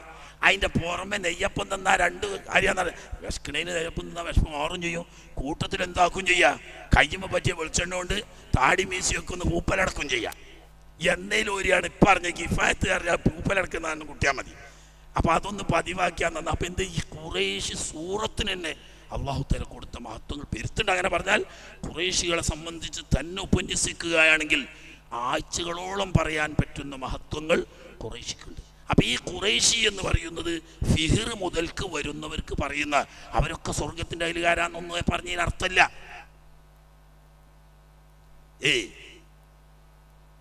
അൽ അറബു തർബഉൻ ലിഹാദൽ ഖബീല നബി തങ്ങൾ പറഞ്ഞിട്ടുണ്ട്. ഖുറൈശി ഖബീലക്ക് അറബികൾ മൊത്തം പിന്നണിയിലാണുള്ളത്, അവരാണ് മുമ്പന്മാർ. മുഅ്മിനുഹും ലിമുഅ്മിനിഹിം വകാഫിറുഹും ലികാഫിരിഹിം. കണ്ടോ, 2 വയിലുണ്ട്, മുഅ്മിനും ഉണ്ട് കാഫിറും ഉണ്ട്. അന്നൊന്നും അങ്ങനെ കാഫിറല്ല, പിന്നെ വന്നിട്ടുണ്ട്. അംർ ബിൻ ലുഹയ്യിന്റെ ശേഷം കുറേ ആളുകൾ കാഫിറായി പോയാണ്. എന്നാലും കാഫിറിന്റെ നേതൃസ്ഥാനത്തും കാഫിർ ഖുറൈശിയിൽപ്പെട്ട കാഫിറായിരിക്കും നേതൃസ്ഥാനത്തുണ്ടാകുക. അതുപോലെ തന്നെ മോമിനീങ്ങളുടെ സ്ഥാനത്ത് മോമിനീങ്ങളായിരിക്കുന്ന ഖുറൈശികളായിരിക്കും നേതൃസ്ഥാനത്തുണ്ടാകുക എന്ന് എഴുന്നട്ടെ. അതുകൊണ്ട് തന്നെ അത് നന്നായി മനസ്സിലാക്കിയിട്ട് ഫിഹ്ർ മുതൽക്ക് ഏതായാലും ആണ്, അതിൻ്റെ മേപ്പെട്ടല്ലാതെ കീപ്പോട്ട് വരൂല എന്നർത്ഥം. ഇനി 7 മക്കളുണ്ട്. അവിടെ നിന്ന് പറയേണ്ട ആവശ്യമില്ല. ഫിഹിർ എന്നവർക്ക് 7 ആമക്കളുണ്ട്. ഒന്ന് നമ്മുടെ ഉപ്പാപ്പമാരിൽ വരുന്ന ഗാലിബ്, മറ്റൊന്ന് ഹാരിസ്, പിന്നെ വേറൊന്ന് അസദ്, മറ്റൊന്ന് ഔഫ്, മറ്റൊന്ന് റൈസ്, 6-ാമൻ ജൗന്, 7-ാമൻ മുഹാരിബ്. ഇങ്ങനെ 7 മക്കളിൽ വരുന്ന 5 മക്കളെ സംബന്ധിച്ച് ഖുറൈശുൽ ബതാഹ് എന്ന പേരിലാണ് അറിയപ്പെടുന്നത്. ഖുറൈശുൽ ബിതാഹ് എന്നും പറയും. അപ്പൊ ഖുറൈശുൽ ബിതാഹ് എന്ന് പറയുന്നത് 5 മക്കളുടെ പാരമ്പര്യത്തിലാണ്. എന്താണ് അതിപ്പോ നമുക്ക് പറഞ്ഞാൽ തീരൂല അത്. അതായത് പിന്നെ ഇനി കുറെ കഴിഞ്ഞാൽ ഖുറൈശികൾ ഉന്നക്കായ് പൊട്ടിയതുപോലെ 4 ഭാഗത്തും ചിന്നിച്ചിതറി അവരുടെ ശക്തിയും പ്രതാപവും പിൽക്കാലത്ത് ക്ഷയിച്ച് ജുർഹുമുകാരും മറ്റും കയ്യേറി കഅബ ശരീഫും പരിസരവും മലിനമാക്കി ശിർക്കും കുഫറും നടപ്പിലാക്കി ഇതൊന്ന് നിർമാർജനം ചെയ്ത് ഖുറൈശികളെ ഒറ്റക്കെട്ടായി സംഘടിപ്പിച്ച് ഉപ്പാപ്പമാരാവുന്ന ഇസ്മായിൽ അലൈഹി സ്വലാമും ഖലീലുല്ലാഹി ഇബ്രാഹിം അലൈഹി സ്വലാമും നിർമ്മിച്ച കഅബ ഷരീഫിന്റെയും ഇസ്മായിൽ നബി അലൈഹി സ്വലാമിന് അല്ലാഹു തആല കൊടുത്ത സംസമിന്റെയും മേൽനോട്ടം വഹിക്കേണ്ടത് അവരുടെ മക്കളാവുന്ന ഖുറൈശികളാണ്. അതുകൊണ്ട് നിങ്ങളൊക്കെ വരൂ മക്കയിലേക്ക് എന്ന് പറഞ്ഞ് ഇവരെ സംഘടിപ്പിച്ച ആളാണ്. ഇനി പറയും ഖുസൈന്റെ അവിടെ എത്തുമ്പോൾ ഖുസൈയാണ് ഈ ചിന്നിച്ചിതറിയ ഖുറൈശികളെ സംഘടിപ്പിച്ച് കഅബ ഷരീഫിനെ കൈയടക്കി വെച്ചിരുന്ന ജുർഹുമുകാരെ ബനൂ കിനാനക്കാരും ബനൂ ബക്കറുകാരും ഒക്കെ ആയി സഖ്യം ചെയ്തുകൊണ്ട് യുദ്ധം ചെയ്ത് ജുർഹുമുകാരെ നാടുകടത്തി. ഇനി ഒരു ശത്രുവിൻ്റെ കയ്യിൽ കഅബ ഷരീഫും സംസമും പോകരുത് എന്ന നിലക്ക് മഹാനായ ഖുസൈ കഅബ ഷരീഫിന്റെ 4 ഭാഗത്ത്, കഅബ തന്നെയുള്ളൊന്ന്, മസ്ജിദുൽ ഹറാം എന്ന് പറഞ്ഞിട്ട് വേറെ പള്ളിയൊന്നുമില്ല, മുറ്റം കാലിയായിട്ട് ചുറ്റുമുണ്ട്. അതിനാപ്പി മസ്ജിദുൽ ഹറാം എന്ന് പറയാം. ഉമറുൽ ഫാറൂഖ് റളിയല്ലാഹു തആല അൻഹുവിന്റെ കാലത്താണ് മസ്ജിദുൽ ഹറാം എന്ന് പറയുന്ന ഒരു പള്ളി കഅബത്തിന്റെ ചുറ്റുമായിട്ട് അരച്ചുമര് കെട്ടി വേറിരിച്ചത്. അതുവരെ ചുറ്റുഭാഗത്തും വീടുകളുണ്ട്, അതിൻ്റെ ഇടക്ക് കഅബയുമായിട്ട് അതിൻ്റെ മുറ്റം പോലെ കുറച്ച് സ്ഥലം കാലി കിടക്കുന്നുണ്ട്. ഈ കാലി കിടക്കുന്ന സ്ഥലം ഇല്ലാതെ വേറെ മസ്ജിദുൽ ഹറാം അക്കാലത്തില്ല. അപ്പൊ ഇതിനെ സംരക്ഷിക്കാൻ ഒരു കോട്ട പോലെ നിർമ്മിക്കാൻ വേണ്ടി ഖുറൈശികളിലെ വിവിധ ഗോത്രങ്ങളെ 4 ഭാഗമായി തിരിച്ചു. ഇന്ന വീട്ടുകാരൊക്കെ കിഴക്ക് ഭാഗത്ത് വീട് കെട്ടാനും ബാക്കിയുള്ളവർ പടിഞ്ഞാറ് ഭാഗത്തൊരു ഭാഗവും വടക്കൊരു ഭാഗവും തെക്കൊരു ഭാഗവും 4 ഭാഗവും വീടുകൾ തൊട്ടുണ്ടാക്കുകയും ഒരു വീടിൻ്റെയും അടുത്ത വീടിൻ്റെയും ഇടയ്ക്ക് ഒരു ഇടവഴി മാത്രം വിട്ടുകിടക്കും. ഒരു ഒട്ടകത്തിന് കടന്നു വരാനും ആളുകൾക്ക് നടക്കാനുള്ള ഒരു ഇടവഴി മാത്രം വിടുക. ഇങ്ങനെ ചുറ്റും വീട് നിർമ്മിച്ച് കഅബ ഷരീഫിന്റെ മേൽനോട്ടം തിരിച്ചു പിടിച്ച് ഖുറൈശികളുടെ കയ്യിൽ കഅബയുടെ നിയന്ത്രണം വന്നു. പക്ഷെ അപ്പോഴേക്ക് സംസം നഷ്ടപ്പെട്ടിരുന്നു. അത് ഞാൻ അവിടെ എത്തുമ്പോൾ പറയേണ്ട ആവശ്യമില്ല. ആ കൂട്ടത്തിൽ മൂപ്പര് ക്ഷണിച്ചിട്ടും വരാതെ പുറത്ത് തന്നെ താമസിച്ച ഖുറൈശികളുണ്ട്. അവർക്കാണ് എന്ത് പറയാ ഖുറൈശുൽ ളാഹിർ, മറ്റോർക്ക് പറയാ ഖുറൈശുൽ ബിത്താഹ്. ബത്ഹായിൽ താമസിച്ചവരായതുകൊണ്ടാണ് ഖുറൈശുൽ ബിത്താഹ് എന്നവർക്ക് പേര് വന്നു. അപ്പൊ ഈ ഫിഹിറിന്റെ 5 മക്കളും ഖുറൈശുൽ ബിത്താഹിലാണ് വരുന്നത്. അവർ കഅബ ഷരീഫിന്റെ 4 ഭാഗത്തുമായിട്ട് വീട് കെട്ടി കഅബ ഷരീഫിന്റെ സമീപത്തുള്ള ബത്ഹായിൽ താമസിച്ചവരായതുകൊണ്ട്. എന്നാൽ അതിൽപ്പെട്ട 2 മക്കള്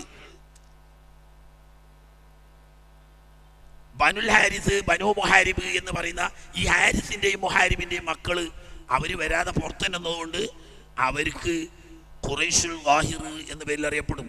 ഖുറൈശുൽ ബത്തായഹിനുള്ള അല്ലെങ്കിൽ ഖുറൈശുൽ ബിത്താഹിനുള്ള മഹത്വം അവർക്കില്ല. കാരണം അവർ ഖുറൈശികൾ തന്നെയാണെങ്കിലും കഅബ ഷരീഫിന്റെ സംരക്ഷണവും അതുമായി പെട്ടുള്ള ദീനി ഇസ്ലാമിൽ പിൽക്കാലത്ത് വന്ന നേതൃത്വത്തിലും ഒക്കെ അവർക്ക് സ്ഥാനം നഷ്ടപ്പെടുകയാണ് ഉണ്ടായത്. ഇരിക്കട്ടെ, അത് പിന്നീട് ഖുസൈനെ സംബന്ധിച്ച് പറയുന്നിടത്ത് വിശദമായി നമുക്ക് ആ ഭാഗത്തിലേക്ക് കടന്നു വരാം. അങ്ങനെ ഖുസൈന്റെ പുത്രൻ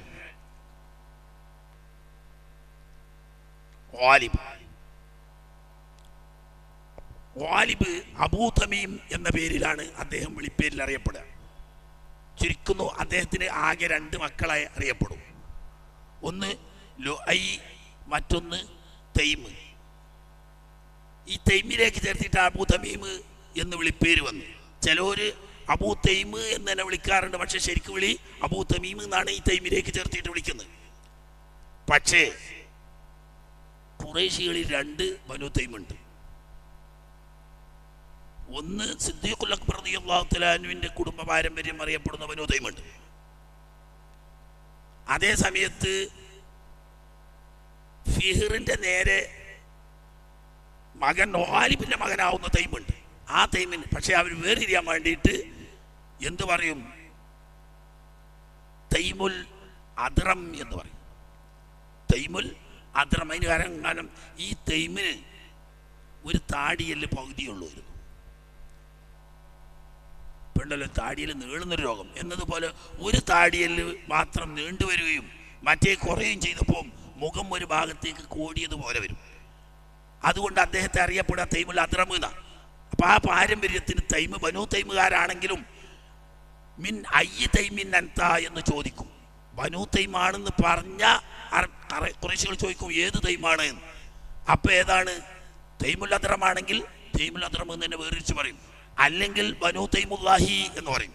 സിദ്ദീഖുൽ അക്ബർ റളിയല്ലാഹു തആല പാപ്പമാരിൽപ്പെട്ട തൈമിന് ബനൂ തൈമുല്ലാ എന്ന് കൂട്ടി പറയും. വേറിച്ച് പറയുമ്പോൾ തൈമുൽ അദ്റം ഇവിടെയും അപ്പുറത്ത് തൈമുല്ലാഹി എന്ന് പറഞ്ഞിട്ട് 2 തൈമായിട്ട് വേറിരിക്കും.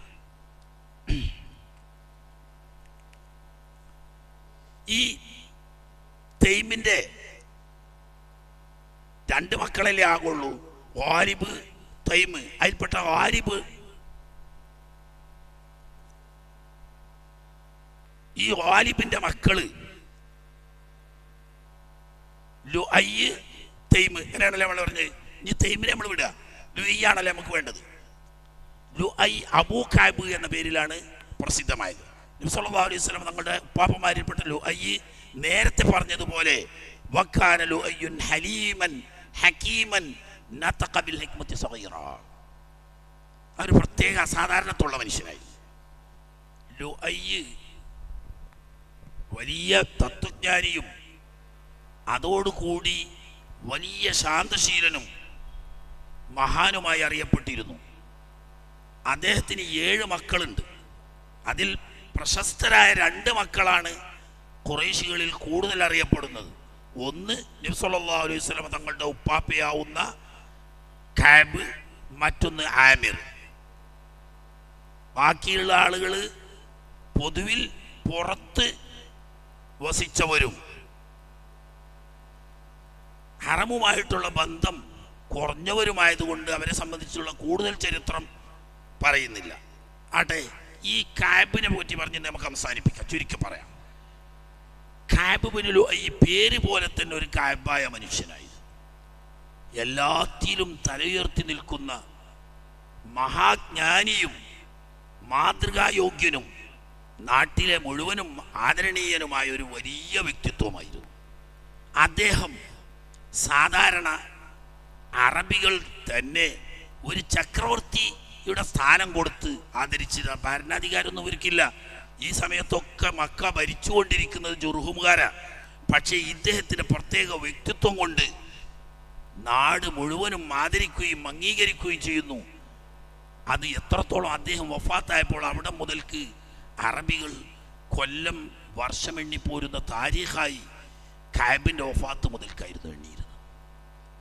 അത് പിന്നീട് നബി സല്ലല്ലാഹു അലൈഹി വസല്ലം തങ്ങളുടെ ജനനത്തിന് തൊട്ടു മുമ്പുള്ള ആനക്കലഹ സംഭവം ഉണ്ടാകുന്നത് വരെ 500-ലധികം വർഷം ലുഐ കഅബിൻ്റെ മരണം മുതൽക്കാണ് കൊല്ലം കണക്കാക്കിയിരുന്നത്. പിന്നെ അബ്രഹത്തിൻ്റെ ആനക്കലഹ സംഭവം അബാബിൽ പക്ഷികളെ കൊണ്ട് ഹലാക്കാക്കുകയും ചെയ്ത സംഭവം ഉണ്ടായപ്പം പിന്നെ ആമുൽ ഫീൽ എണ്ണാൻ തുടങ്ങിയത്. പിന്നെ അതും അധികം നീണ്ടു നിന്നിട്ടില്ല. പിന്നെ മഹാനായ ഉപ്പാപ്പ അബ്ദുൽ മുത്തലിബ് ഇതുപോലെ തന്നെ ഒരു മഹാചക്രവർത്തി സ്ഥാനം വഹിച്ച മഹാനായിരുന്നു. അദ്ദേഹം വഫാത്തായപ്പോൾ പിന്നീട് അറബികൾ അബ്ദുൽ മുത്തലിബിൻ്റെ വഫാത്ത് വെച്ചിട്ട് താരീഖ് കണക്കൂട്ടാൻ തുടങ്ങി. വ്യവസ്ഥാപിതമായി ഒന്നിലുറച്ചുന്നത് ഉമറുൽ ഫാറൂഖ് റളിയല്ലാഹു തആല അൻഹുവിൻ്റെ കാലത്ത് ഹിജ്റ അടിസ്ഥാനമാക്കി കൊല്ലാനെണ്ണാൻ തുടങ്ങിയത്. മറ്റെന്തെങ്കിലും ശ്രദ്ധേയമായ പ്രധാനപ്പെട്ട ഒരു സംഭവം ഉണ്ടാവും അടിസ്ഥാനത്തിലുണ്ടാകും. അപ്പം അങ്ങനെ കൊല്ലത്തിന് അടിസ്ഥാനമായിട്ട് കഅബിൻ്റെ മരണം കണക്കാക്കുമാർ പ്രസിദ്ധനായിരുന്നു മഹാനവർ. എന്നല്ല, നബിയല്ലല്ലോ, എങ്കിൽ പോലും ഒരു നബിയുടെ ദൗത്യം നിർവഹിച്ച വലിയൊരു വ്യക്തിത്വമായിരുന്നു. വെള്ളിയാഴ്ച തോറും അറബികൾ അദ്ദേഹത്തിൻ്റെ വീട്ടിൽ ഒരുമിച്ച് കൂടും. ഖുറൈശികളെല്ലാം തടിച്ചു കൂടും. അവർക്ക് മാന്യമായി സദ്യ കൊടുക്കും. എന്നിട്ട് അദ്ദേഹം എല്ലാ വെള്ളിയാഴ്ച, അന്ന് വെള്ളിയാഴ്ച എന്നല്ല പേര്, യൗമുൽ അറൂബ, യൗമുൽ ജുമുഅ എന്ന പേര് ഇസ്ലാമികമായ പേരാണ്, ഇസ്ലാമിൽ വന്ന പേരാണ്. അതിനു മുമ്പൊക്കെ വെള്ളിയാഴ്ചക്ക് യൗമുൽ അറൂബ എന്നാ പറയാം. യൗമുൽ അറൂബത്തിൽ ആഴ്ച തോറും ആളുകൾ കഅബിൻ്റെ വീട്ടിൽ ഒരുമിച്ച് കൂടും. അദ്ദേഹം അവിടെ വെച്ച് വലിയൊരു പ്രഭാഷണം, ഞാൻ ചുരുക്കി പറയാം, ഒരു പ്രഭാഷണത്തിന് ചുരുങ്ങിയ കോലം.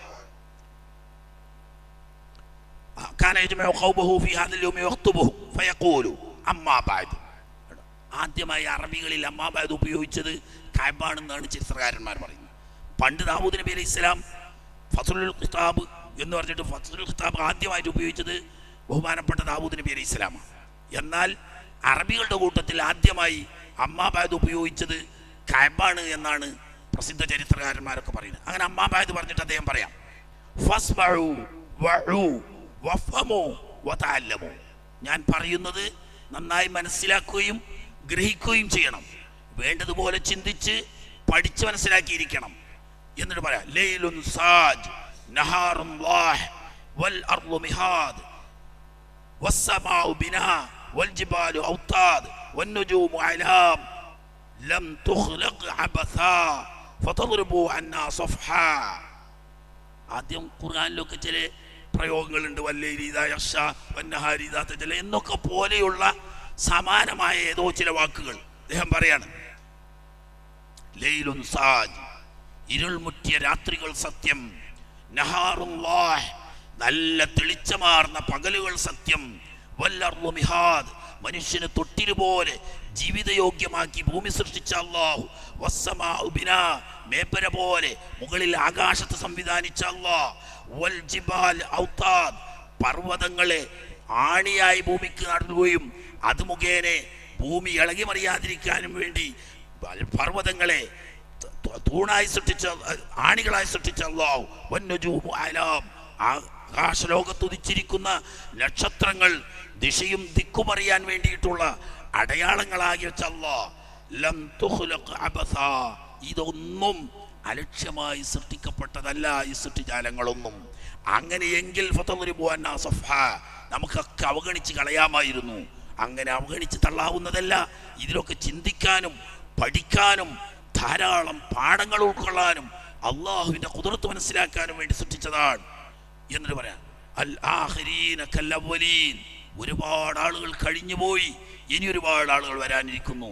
കഴിഞ്ഞുപോയവരും വരാനിരിക്കുന്നവരും ഒരേ നിലക്കാണ്. ആരും ഇവിടെ ശാശ്വതരല്ല. ഇന്ന് വന്നവർ നാളെ പോകുന്നു, ഇന്നലെ വന്നവർ ഇന്ന് പോകുന്നു, ആരും മാറ്റവുമില്ല. ഇവിടെ വിരുന്നു വരുന്ന സ്ഥലം മാത്രമാണ്. ആണും പെണ്ണും തമ്മിൽ വ്യത്യാസമൊന്നുമില്ല. ആണിനെ പടച്ച അള്ളാഹു തന്നെയാണ് പെണ്ണിനെയും പടച്ചത്. ആണും പെണ്ണും അള്ളാഹുവിന്റെ പടപ്പുകളാണ്. രാവും ഇരട്ടയും ഒറ്റയും സൃഷ്ടിച്ചവൻ അള്ളാഹുവാണ്. എല്ലാം ഇലൽ ബിലാ, ഈ ലോകത്തുള്ള ഒറ്റയും ഇരട്ടയും ജീവനുള്ളതും അല്ലാത്തതും എല്ലാം നാശമടഞ്ഞുകൊണ്ടിരിക്കും. അതുകൊണ്ട് ഫസിലു അർഹാമക്കും, കുടുംബ ബന്ധങ്ങൾ ഭദ്രമായി സൂക്ഷിച്ചു കൊള്ളണം. വഔഫു ബിഉഹൂദിക്കും, ഉടമ്പടികളും കരാറുകളും സത്യസന്ധമായി പാലിച്ചു കൊള്ളണം. യഹ്ഫദു അസ്ഹാറക്കും, വിവാഹബന്ധത്തിലുള്ള കുടുംബത്തെയും ബന്ധം സൂക്ഷിച്ചു കൊള്ളണം. വസമ്മിറു അംവാലക്കും, നന്നായി അധ്വാനിച്ച് സമ്പത്തുണ്ടാക്കുക തന്നെ വേണം. ഫഇന്നഹാ ഖിവാമു മുറുവതിക്കും, മാന്യത നിലനിൽക്കണമെങ്കിൽ ജീവിക്കാനുള്ള ഹലാലായ സമ്പത്ത് വേണം. അതുകൊണ്ട് നന്നായി അധ്വാനിച്ച് സമ്പത്ത് ഉണ്ടാക്കിക്കൊള്ളൂ. അതിലൂടെ മാന്യമായി നിങ്ങളുടെ കുടുംബസ്ഥിതി നിലനിർത്തിക്കൊള്ളൂ. എന്നിട്ട് ഫഹൽ റായിത്തും ഹാരിക്കൻ റജാ, ഞാൻ വെറുതെ പറയുകയല്ല, എത്രായിരം കൊല്ലങ്ങൾ കഴിഞ്ഞുപോയി. ഈ കാലങ്ങളിൽ മരണപ്പെട്ടു പോയ ആരെങ്കിലും തിരിച്ചു വന്നതായി അറിയുമോ നിങ്ങൾക്ക്? പോയവരെല്ലാം പോയത് തന്നെ, ഇനി ഇങ്ങോട്ട് അവർ വരില്ല. തന്നെയുമല്ല, ഔ മയ്യത്തൻ നുശർ, മരിച്ചൊരാൾ പുനർജീവിപ്പിക്കപ്പെട്ടതായി നിങ്ങൾ ഈ ലോകത്ത് എവിടെയെങ്കിലും കണ്ടിട്ടുണ്ടോ? അതുകൊണ്ട് അദ്ദാറു അമാമക്കും, നമുക്ക് ശാശ്വതമായി താമസിക്കാനുള്ള ലോകം ഇതല്ല, വരാൻ മറ്റൊരു ലോകമുണ്ട്. പോയവര് അവിടെ സ്ഥിരമായി വസിക്കുകയാണ്. നമുക്കും അങ്ങോട്ട് തന്നെയാണ് പോകേണ്ടത്. ഈ ലോകം നമ്മുടെ ശാശ്വത ജീവിതത്തിനുള്ള സ്ഥലമല്ല. വൽ യഖീൻ ഗൈറ മാ തദുന്നൂൻ, നിങ്ങൾ കേവലം മോഹിക്കുന്നത് പോലെയല്ല സത്യമുള്ളത്. സത്യം മറ്റൊന്നാണ്. ഇതൊക്കെ ക്ഷണികമാണ്, നശ്വരമാണ്. ശാശ്വതമായ എന്നെന്നും നിലനിൽക്കുന്ന മറ്റൊരു ലോകം നമ്മെ കാത്തിരിക്കുന്നുണ്ട്. അതുകൊണ്ടിട്ട് ഹറമക്കും സയ്യനു, നാം താമസിക്കുന്ന അല്ലാഹുവിന്റെ ഹറം, ഈ ഹറം പ്രദേശത്തെ ഭംഗിയായി സൂക്ഷിച്ചു കൊള്ളണം. മാത്രമല്ല വഅള്ളിമുഹു, അതിനർഹിക്കുന്ന ആദരവും ബഹുമാനങ്ങളും നിങ്ങൾ കൊടുക്കണം. വതമസ്സകൂ ബി, ഹറമിനെ ആദരിച്ച് ഹറമിനെ മുറുകെ പിടിച്ച് ജീവിച്ചു കൊള്ളണം. ഫസയത്തി ലഹും നബഉൻ അദീം, ഈ ഹറമിന് ഒരു മഹാവാർത്ത, ശ്രദ്ധേയമായ ഒരു വാർത്ത വരാനിരിക്കുന്നു. വസയഖ്റുജു മിൻഹു നബിയ്യുൻ കരീം, ഈ ഹറമിൽ നിന്നും ആദരണീയനായ ഒരു പ്രവാചകൻ വരാനിരിക്കുന്നു. ഞാൻ പറയല്ല, ബിദാലിക അഖ്ബറ ബിദാലിക മൂസ വ ഈസ, മഹാനായ പ്രവാചകൻ മൂസ അലൈഹിസ്സലാമും തൊട്ട് സമീപത്ത് കഴിഞ്ഞു പോയ ഈസ അലൈഹിസ്സലാമും ഈ കാര്യങ്ങളൊക്കെ പറഞ്ഞിട്ടുണ്ട്. ഇപ്പൊ ഈസാ നബി അലൈഹിസ്സലാമിന്റെ വാനാരോഹണം കഴിഞ്ഞ് ഏതാണ്ട് 100 വർഷത്തിൽ താഴെ ആയിട്ടുള്ളൂ. ഇനി പറയേണ്ട അദ്ദേഹത്തിന്റെ വഫാത്ത് വെച്ച് തൊട്ടിച്ച് നോക്കിയാൽ തിരിയും. അതുകൊണ്ട് ഈസാ അലൈഹിസ്സലാമും മൂസ അലൈഹിസ്സലാമും ഒക്കെ പറഞ്ഞ കാര്യങ്ങളാണ്, നമ്മുടെ ഉപ്പാപ്പമാരിൽ നിന്നിട്ട് അറിഞ്ഞ കാര്യങ്ങളുമാണ്. എന്നിട്ട് ഒരു കവിത ചൊല്ലും, നഹാറും വലൈലും കുല്ലു ഔ ബിഹാദ് സവാഉൻ അലൈനാ ലൈലുഹാ വനഹാറുഹാ അലാ ഉഫ്ലത്തിൻ യത്തിൻ നബിയ്യു മുഹമ്മദു യുഖബ്ബിറു അഖ്ബാറൻ സദൂഖൻ ഖബീറുഹാ. ഇങ്ങനെ പാടിയിട്ട് തൊട്ടടുത്ത് വരുന്ന, നേരത്തെ പറഞ്ഞത് അഹ്മദ് എന്നാണെങ്കിൽ കഅബ എന്നവർ കൃത്യമായി തന്നെ മുഹമ്മദ് എന്ന പേര് തന്നെയാണ് പറയുന്നത്. അപ്പൊ രണ്ടുപേരും പറഞ്ഞിട്ട്, തൗറാത്തിൽ പറഞ്ഞതും ഈസാ അലൈഹിസ്സലാം പറഞ്ഞതും അഹ്മദ് എന്നാണെങ്കിൽ അവരിൽ നിന്നിട്ടല്ലാതെ ഉപ്പാപ്പമാരിൽ നിന്നിട്ട് മുഹമ്മദ് എന്നും കിട്ടിയിട്ടുണ്ട്. ഇത് രണ്ടും ഒരാളെന്ന് മനസ്സിലാക്കിയിട്ടാണ് കവിതയിൽ മുഹമ്മദ് എന്ന പേരിൽ നബി വരും എന്ന് പറഞ്ഞിട്ട് പറയാം. വല്ലാഹി ലൗ കുന്തു ദാ സമഇൻ വദാ ബസരിൻ വയദിൻ വരിജ്ലിൻ,